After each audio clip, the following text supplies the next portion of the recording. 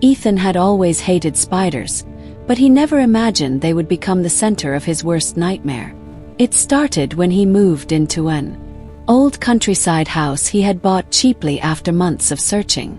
The realtor mentioned the place had been empty for nearly 10 years, but Ethan didn't care.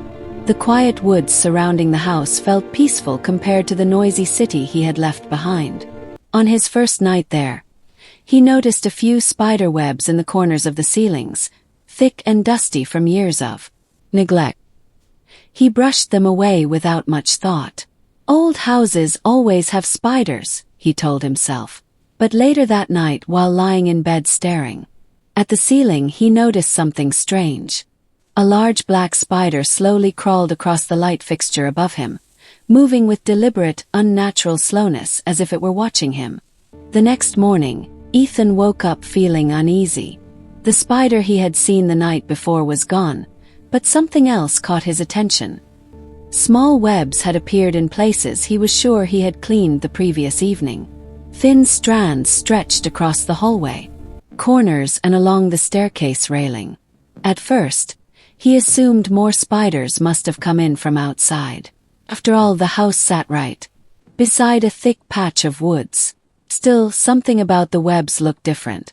They were thicker than normal spider webs, almost rope-like, and they shimmered faintly when sunlight hit them through the dusty windows.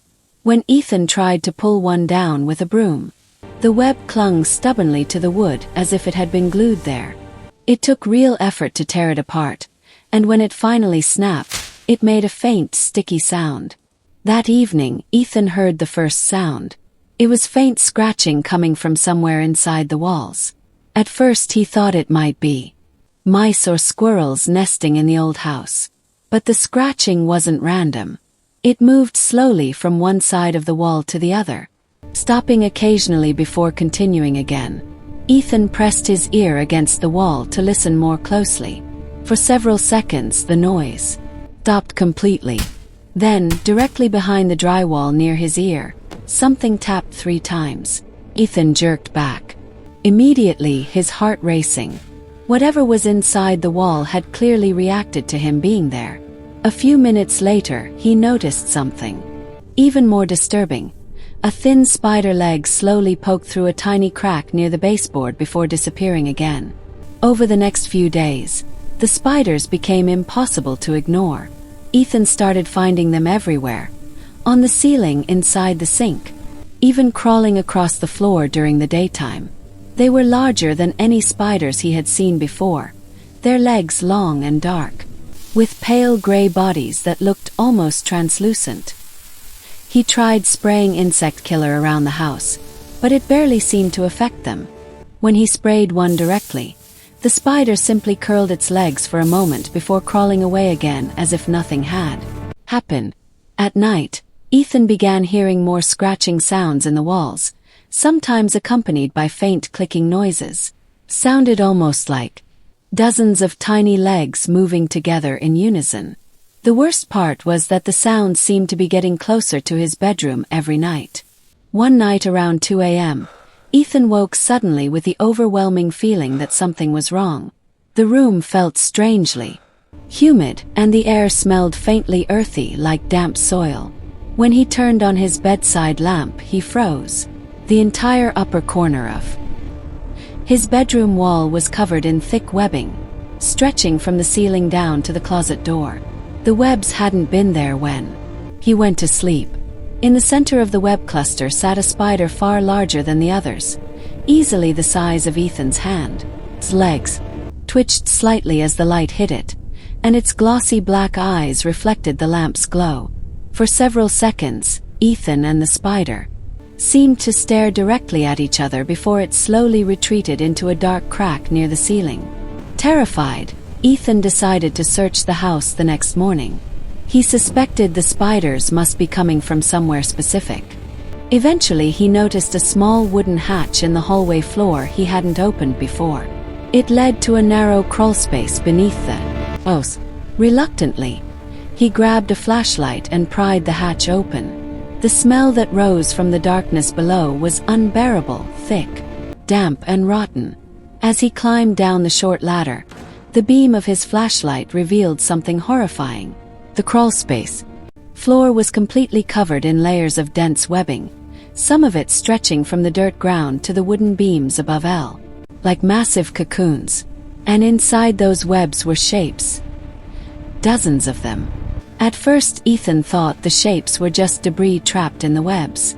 But as he stepped closer, the flashlight beam revealed the truth. The webs contained animals, small raccoons, birds, and even what looked like a deer's skull wrapped tightly in silk. Many of them were partially decomposed. Ethan's stomach turned as he realized these spiders weren't just living in the house. They were hunting beneath it. As he backed away slowly, the beam of his flashlight moved across the far wall of the crawlspace. That's when he saw hundreds of spiders clung to the wooden beams above him, their bodies packed together in clusters that shifted slightly as the light touched them. The moment Ethan turned to climb the ladder, the sound began. A wave of clicking and scratching erupted from the darkness behind him. He glanced over his shoulder and saw the spiders beginning to move. They poured down from the beams and across the webs, like a living tide. Ethan scrambled up the ladder, nearly dropping his flashlight as panic took over. By the time he reached the hallway floor, the first spiders were already climbing the ladder behind him. He slammed the hatch shut and shoved a heavy dresser over it. Even through the wooden floor, he could hear the movement below, thousands of tiny legs scratching against the wood. Ethan didn't sleep that night. He packed his belongings and waited anxiously for sunrise, planning to leave the house for good. But around 4 a.m., the scratching sounds returned, this time coming from the ceiling above him. Slowly, a thin crack formed in the plaster, near the light fixture. Ethan stared in horror as several spider legs pushed through the opening. Within seconds, dozens more followed, pouring out of the ceiling like a living nightmare. Ethan grabbed his bag and ran for the front door, barely managing to escape as spiders began spilling across the walls and floors behind him. Ethan abandoned the house that morning and never returned. Weeks later, the property was listed for sale again, but every potential buyer backed out after visiting the place. Neighbors eventually reported strange sightings at night, massive spider webs stretching between trees around the property and thick clusters of spiders covering the windows. Eventually, the local authorities sealed off the entire area, claiming the house had become structurally unsafe. But people who drive past the woods late at night sometimes notice something disturbing.